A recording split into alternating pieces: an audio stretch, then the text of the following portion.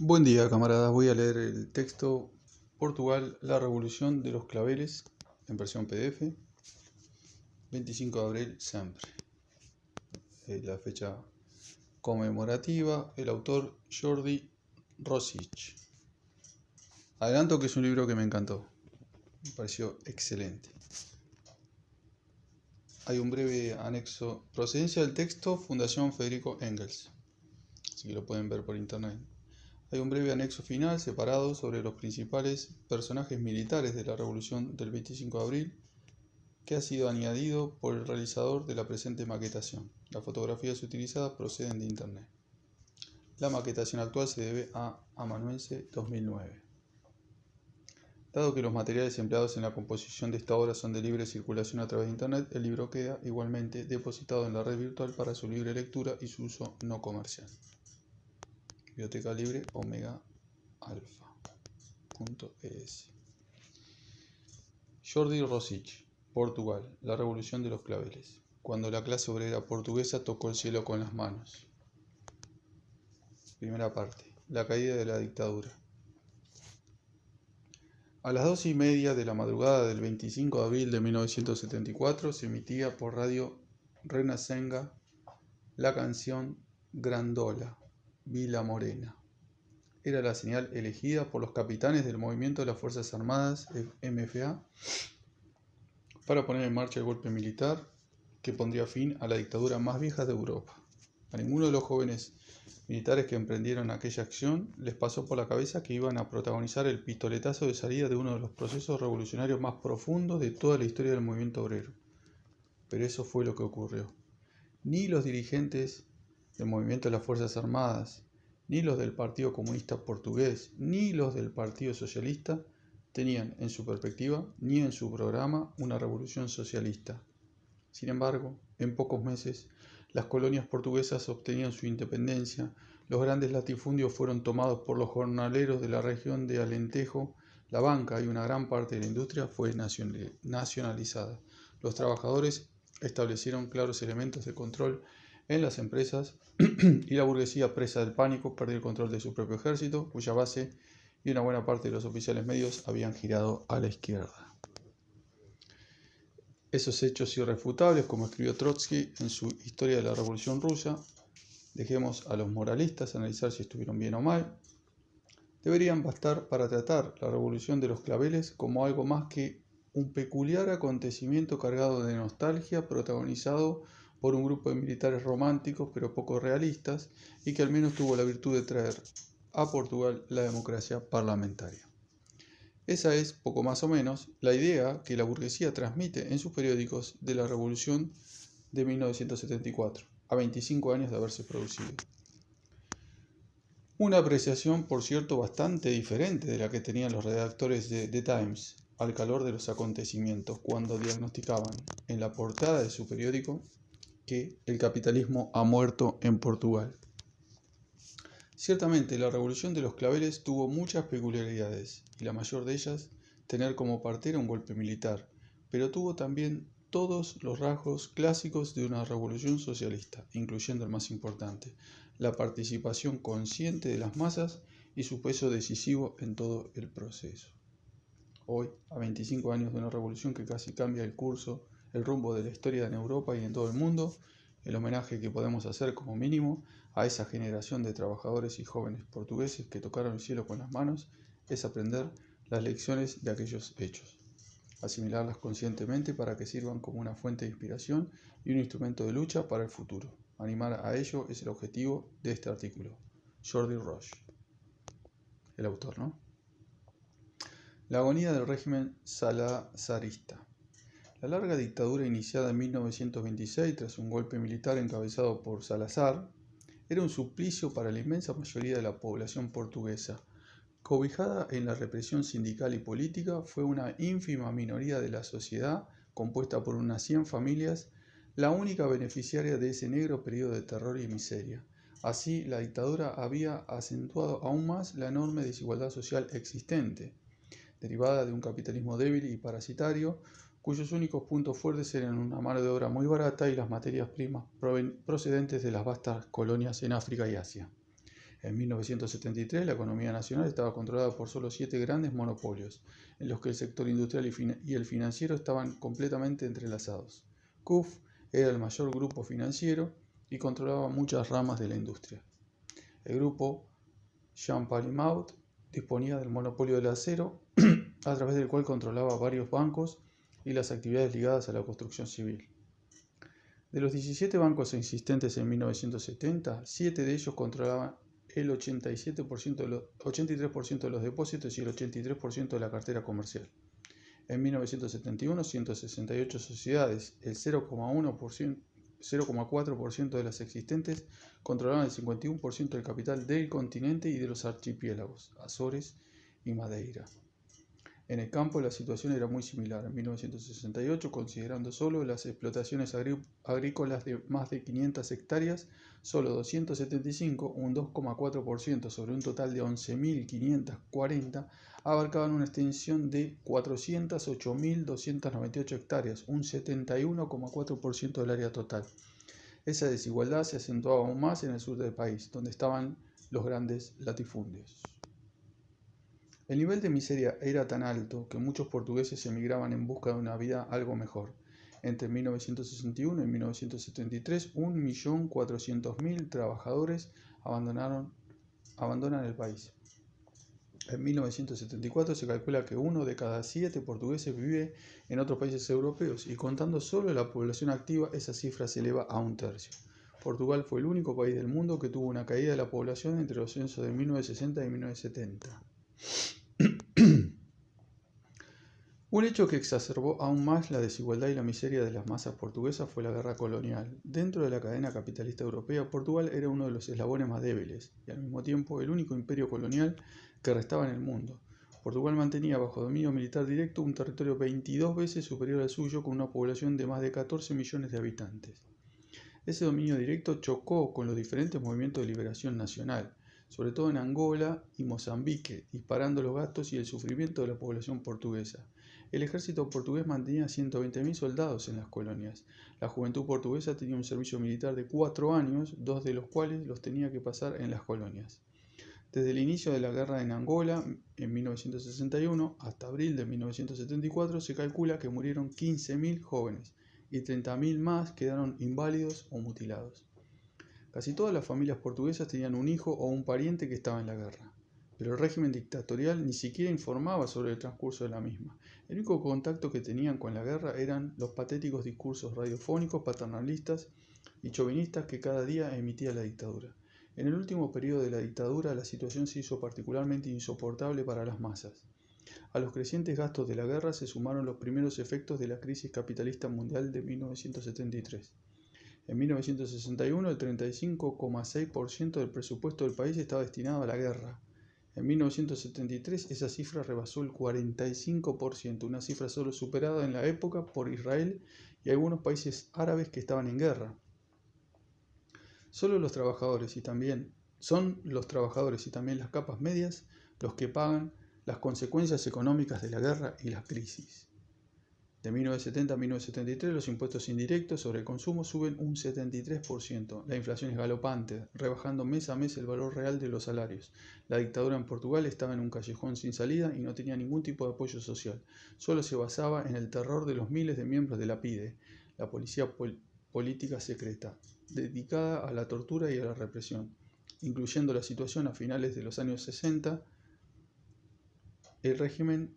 Intuyendo la situación a finales de los años 60, el régimen intenta cambiar su imagen y conseguir algún apoyo social, pero todos los cambios son cosméticos, como por ejemplo el cambio del nombre de la PIDE a la DGS, y consiguen el efecto contrario, dando un impulso a la creciente oposición a la dictadura. De hecho, la última etapa de la dictadura es de claro ascenso del movimiento huelguístico de la clase trabajadora, que se intensificó aún más en los meses previos a abril de 1974. De octubre de 1973 al 25 de abril de 1974, más de 100.000 trabajadores de los núcleos industriales, sobre todo del Cinturón Rojo de Lisboa, y decenas de miles de jornaleros del sur del país emprendieron una serie de huelgas que golpearon de forma vigorosa los cimientos de la dictadura. En vísperas de la revolución y pese a la brutal represión, más de medio millón de trabajadores estaban organizados en sindicatos englobados en la intersindical ligada al PCP, que agrupaba a los sectores más radicalizados y combativos de los trabajadores.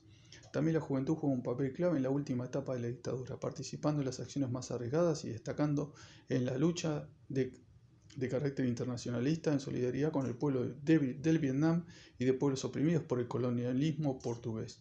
Se hacían recogidas de firmas y actos públicos a favor de los derechos democráticos en el servicio militar y otras cuestiones. El movimiento vecinal en los barrios es igualmente creciente. Se organizan protestas contra el precio de la vivienda, contra el mal estado del transporte público, por una atención sanitaria adecuada, por el abastecimiento de agua, etc. Incluso entre las capas medias, pequeños propietarios, profesionales liberales, el malestar era cada vez más evidente. Los profesores de enseñanza secundaria, los médicos se reunían en multitudinarias asambleas y hacían concentraciones y huelgas desafiando abiertamente al régimen. El MFA. El surgimiento de un movimiento de militares de las características del movimiento de las Fuerzas Armadas por su amplitud abarcaba a la mayoría de los suboficiales y por sus aspiraciones democráticas y progresistas, solo se puede explicar en el contexto del profundo giro a la izquierda que se estaba produciendo en la sociedad y también en las capas medias en Portugal y en el mundo entero. El inicio de los conflictos coloniales serios y finalmente la guerra declarada implicó un cambio en la composición de clase de la oficialidad del ejército, sobre todo en los niveles medios. Antes del inicio de la guerra colonial, un puesto en la oficialidad del ejército era el destino reservado a muchos jóvenes provenientes de familias acomodadas. Pero a partir de la guerra la cosa cambió y dejó de ser un empleo relativamente tranquilo. Entrar en el ejército significaba ir a la guerra y en ella jugarse la vida. Entonces el ejército dejó de ser un atractivo para esos sectores. Los puestos intermedios del ejército tuvieron que abrirse a las capas medias para las que, debido a la situación económica en Portugal, esa era una de las pocas salidas aparte de la emigración. Ese cambio hizo que las contradicciones y el descontento existente de la sociedad se expresaran más fácilmente en el seno del ejército. Después de años de guerra, la perspectiva de una victoria militar se hacía cada vez más lejana. En realidad, los suboficiales y soldados del ejército portugués estaban enfrentando no a otro ejército regular, sino a movimientos guerrilleros de liberación nacional, el MPLA en Angola, el Frelimo en Mozambique, con amplio apoyo social. La guerra se prolongaba, los muertos se acumulaban y no se vislumbraba ninguna salida. Un reflejo del odio que generaba esta guerra entre la juventud y amplios sectores de la sociedad portuguesa es el hecho de que más de 107.000 jóvenes habían huido del país para no entrar en el ejército. Para un sector creciente de oficiales de graduación media que intervenían directamente en el escenario de la guerra, esta carecía cada vez más de sentido. En las principales colonias, la población autóctona era mucho más numerosa que los colonos blancos portugueses. Para muchos oficiales y soldados, combatir a la guerrilla y maltratar a la población autóctona para defender los intereses de la minoría blanca no era algo que motivara demasiado. Además, el ejemplo de la guerra del Vietnam tenía un efecto en la cabeza de los militares portugueses. El ejército más poderoso de la tierra era incapaz de hacer frente a una guerrilla infinitamente menos dotada militarmente. ¿Qué perspectiva cabría trazar para el ejército portugués? Bastantes soldados y suboficiales procedían de la universidad, y las discusiones que allí se suscitaban acerca de la guerra, del régimen y de la recesión mundial acabaron penetrando también en el ejército. La actitud del régimen hacia el ejército y sus oficiales acentuó aún más sus dudas y su crispación. De un modo completamente suicida, el gobierno les acusaba de ser incapaces de concluir rápidamente y con una victoria la guerra colonial.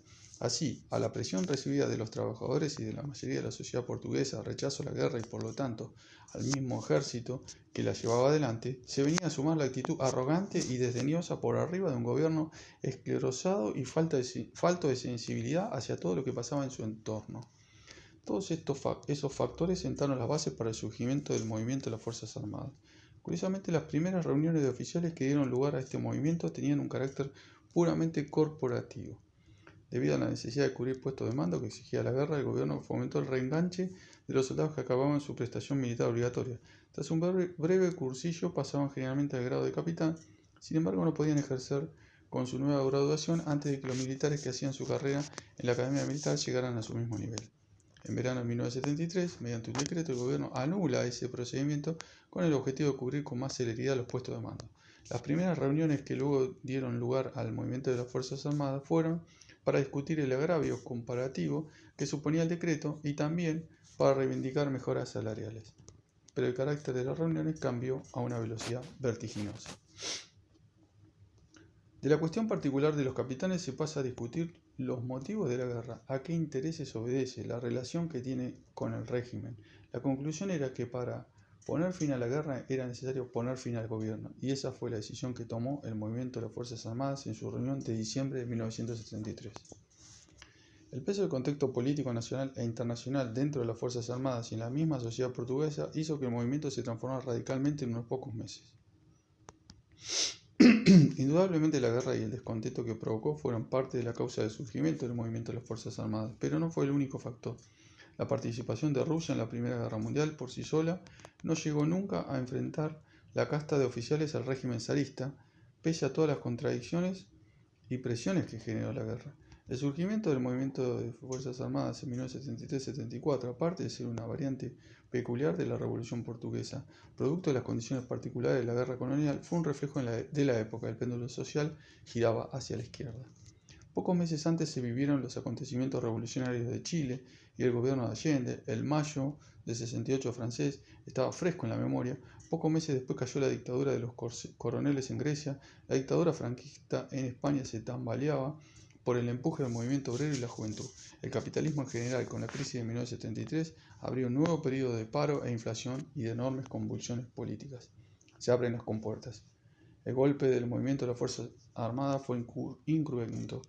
Tal era la podredumbre del régimen, exceptuando la resistencia de los miembros de la PIDE, que provocaron 4 muertos y varios heridos al disparar a la muchedumbre que rodeaba su cuartel general en Lisboa. Todos los puntos principales del gobierno y la administración cayeron casi sin resistencia. A las 2:30 de la tarde del 25, el movimiento de las Fuerzas Armadas comunicaba que el primer ministro, Marcelo Caetano, se encontraba cercado por las fuerzas del ejército en el cuartel de la Guardia Nacional Republicana del Carmo, mientras que otros miembros del gobierno estaban en igual situación en el cuartel Lanceros 2. Estos dos cuarteles, el de la PIDE, la cárcel de Caixas, donde estaban parte de los presos políticos que los miembros de la PIDE amenazaron con asesinar, y algunos centros de la Legión Portuguesa, grupo ultraderechista afín al gobierno, y de la policía, eran ya los únicos focos de resistencia que existían y protagonizaban los momentos más tensos de la jornada. El movimiento de las Fuerzas Armadas envió un ultimátum a ambos cuarteles. A las 4 de la tarde, Lanceros 2 se rendía incondicionalmente y pocos después, a las 5:30, tras algunos disparos, se rendían la GNR y Marcelo Caetano. El presidente del gobierno, Américo Tomás, sustituto del difunto Salazar, era detenido a esa misma hora en su casa. Era el fin de 42 años de dictadura. El último foco de resistencia, el cuartel de la PIDE, que se rendía a las 9:45 de la mañana del 26 de abril. La acción del movimiento de las Fuerzas Armadas abrió las compuertas que dieron salida a un torrente revolucionario impresionante. Los trabajadores y las amas de casa salieron a la calle, inundaron las plazas, participaron con los soldados y suboficiales en todos los episodios claves del derrumbamiento de la dictadura. Ese ambiente, esa fuerza conectó rápidamente con la base del ejército, con los soldados y oficiales de baja graduación. La burguesía había perdido el control efectivo del ejército, su base se había pasado al pueblo de donde procedía.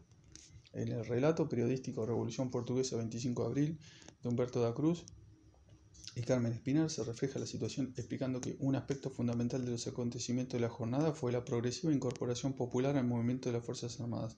El pueblo de Lisboa, después de un primer momento de incertidumbre, comenzó a seguir los pasos del movimiento de las Fuerzas Armadas en la calle. El cerco del cuartel del Carmo y posteriormente la DGS PIDE fueron los principales centros de atención, y más adelante que en la tarde del 26 el movimiento popular, aunque sigue siendo fundamentalmente espontáneo, empieza a expresarse más coherentemente y a tomar un papel más activo y determinante en los acontecimientos, apareciendo así junto a la MFA como uno de los motores fundamentales de las transformaciones que se irán sucediendo. El capitán Salgueiro Maia, encargado de tomar los puntos neurálgicos de la capital el día 25, explica cómo el apoyo popular fue extraordinario y contribuyó bastante a que el cuartel del Carmo abandonase cualquier mínima idea de resistir. El ambiente que se vive allí no tiene descripción. El País, 25 de abril de 1999. La entrada en escena de la clase trabajadora, con sus aspiraciones y su fuerza, cambió completamente la situación. Sí, había caído la dictadura, pero había que poner fin a la miseria, a las desigualdades, a la falta de infraestructuras sociales. Sí, había caído la dictadura, pero ahora la tarea era construir una nueva sociedad. Se desató un fuerte y amplio movimiento reivindicativo. 6 días después del 25 de abril, el 1 de mayo, 1,5 millones de personas se manifiestan en las calles de Lisboa, una cifra aún más impresionante si tenemos en cuenta que la población de Portugal era de 7 millones de habitantes.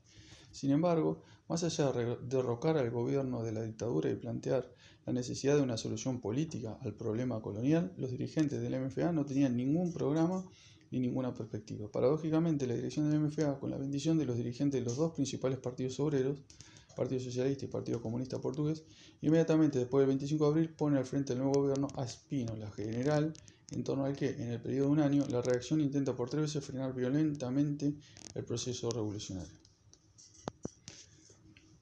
Y por 3 veces fracasa. Sin la participación masiva y entusiasta de las masas en todo el proceso, que empezó el mismo día 25 de abril y duró más de un año, la revolución se hubiera extinguido rápidamente.